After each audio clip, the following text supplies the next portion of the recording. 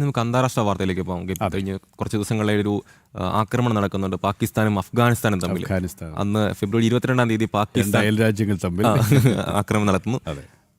അഫ്ഗാനിസ്ഥാനെ ആക്രമിച്ചതിന് പിന്നാലെ തുറന്ന യുദ്ധമെന്ന പ്രഖ്യാപനവുമായി പാകിസ്ഥാൻ 55 പാക് സൈനികരെ വധിച്ചതായി അഫ്ഗാൻ പ്രതിരോധ മന്ത്രാലയം അറിയിച്ചു.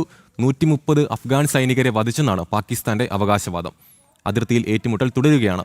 പേരുമായി ഐസൺ ജോസ് ചേർന്നു. ഐസൺ, അടിക്ക് തിരിച്ചടി എന്ന രീതിയിൽ മുന്നോട്ട് പോവുകയാണ് പാകിസ്ഥാൻ അഫ്ഗാനിസ്ഥാൻ പോര്. ഇപ്പോൾ തുറന്ന യുദ്ധം പ്രഖ്യാപിച്ചിരിക്കുകയാണ് പാകിസ്ഥാൻ.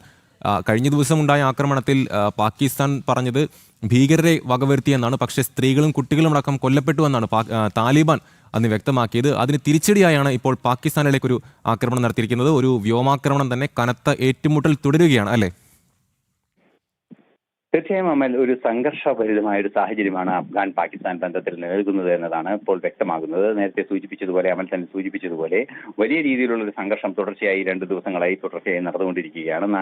ഏതാണ്ട് ഒരാഴ്ചയോളമായി ഈ സംഘർഷം അതിശക്തമായി മുന്നോട്ട് പോകുന്ന ഒരു സാഹചര്യമാണ്. 100-ലേറെ സൈനികരാണ് കൊല്ലപ്പെട്ടത് എന്ന റിപ്പോർട്ടുകളൊക്കെ ഒരു പാകിസ്ഥാന്റെ ഭാഗത്തു നിന്നുണ്ടാകുന്നു. അത്തരത്തിലുള്ള അതിശക്തമായ പോരാട്ടങ്ങൾ ഉണ്ടാകുന്നു എന്നാണ് മനസ്സിലാക്കാൻ സാധിക്കുന്നത്. ഇപ്പോൾ ഏറ്റവും നിർണായകമായ ഒരു ഘടകം എന്ന് പറയുന്നത് അഫ്ഗാനിസ്ഥാനുമായി യുദ്ധം പ്രഖ്യാപിച്ചിരിക്കുന്നു എന്നൊരു നിലപാട് പാകിസ്ഥാൻ പോയിരിക്കുന്നു എന്നാണ് അറിയാൻ സാധിക്കുന്നത്. അത് അതീവ ഗൗരവമേറിയ ഒരു പശ്ചാത്തലമാണ് ഒരുക്കുന്നത്. നമുക്കറിയാവുന്നതാണ്, ഈ 2 രാജ്യങ്ങൾ തമ്മിലുള്ള സംഘർഷം. ഇന്ന് രാവിലെ വന്ന റിപ്പോർട്ടുകൾ അനുസരിച്ച് വളരെ ചുരുക്കം ചിലരുടെ മരണം സംഭവിച്ചു എന്ന റിപ്പോർട്ടുകളും ഒരു പ്രത്യാക്രമണം നടന്നു എന്ന ഒരു സാഹചര്യമാണ് ഉണ്ടായിരുന്നെങ്കിൽ, ഇപ്പോൾ അഫ്ഗാനിസ്ഥാനുമായി അതിശക്തമായ ഒരു പോരാട്ടത്തിലേക്ക് അല്ലെങ്കിൽ ഒരു യുദ്ധത്തിലേക്ക് പാകിസ്ഥാൻ പോകുന്ന ഒരു സാഹചര്യമാണ്. നേരത്തെയും നമുക്കറിയാവുന്നതാണ്, ഏതാണ്ട് ഒരാഴ്ച മുമ്പാണ് ഈ ഇത്തരത്തിലുള്ള വ്യോമാക്രമണം തന്നെ അതിശക്തമായി നടത്തുകയും ആ വ്യോമാക്രമണത്തിന്റെ ഭാഗമായി വലിയ തോതിലുള്ള നാശനഷ്ടങ്ങൾ ഉണ്ടാക്കുകയും ചെയ്തത്. അതുപോലെ തന്നെ അതിന്റെ തിരിച്ചടിയായാണ് ഈ നീക്കം നടത്തിയത് അഫ്ഗാനിസ്ഥാൻ എന്നാണ് ഇപ്പോൾ അഫ്ഗാനിസ്ഥാനിൽ നിന്നുള്ള ഔദ്യോഗികമായ റിപ്പോർട്ടുകൾ പുറത്തു വരുന്നത്. ഇതിന് പിന്നാലെയാണ് ഇപ്പോൾ തുറന്ന യുദ്ധത്തിന്റെ സാഹചര്യമുണ്ട്, അല്ലെങ്കിൽ യുദ്ധം തന്നെ ആരംഭിച്ചിരിക്കുന്നു എന്നൊരു പശ്ചാത്തലം നിലനിൽക്കുന്നു എന്ന റിപ്പോർട്ടുകൾ പുറത്തു വരുന്നത്. നേരത്തെ നമുക്കറിയാവുന്നതുപോലെ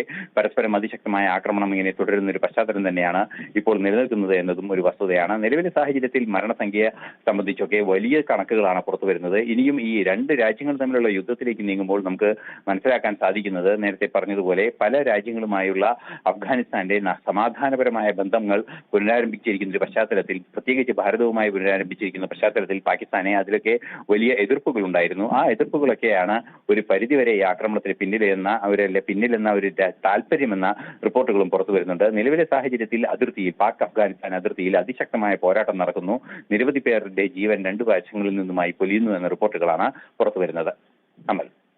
യെസ്, വ്യക്തമാണ് ഐസൺ. ഇപ്പോൾ പാകിസ്ഥാൻ അഫ്ഗാനിസ്ഥാൻ പോരാട്ടം തുടരുകയാണ്. ഇപ്പോൾ എത്രത്തോളം ഗുരുതരമായ നിലയിലേക്കാണ് ഈ ഒരു ഘട്ടത്തിൽ കാര്യങ്ങൾ എത്തുക എന്ന് 2 രാജ്യങ്ങൾക്കും ആണവായുധ ശേഷിയുടെ രാജ്യങ്ങളാണ്.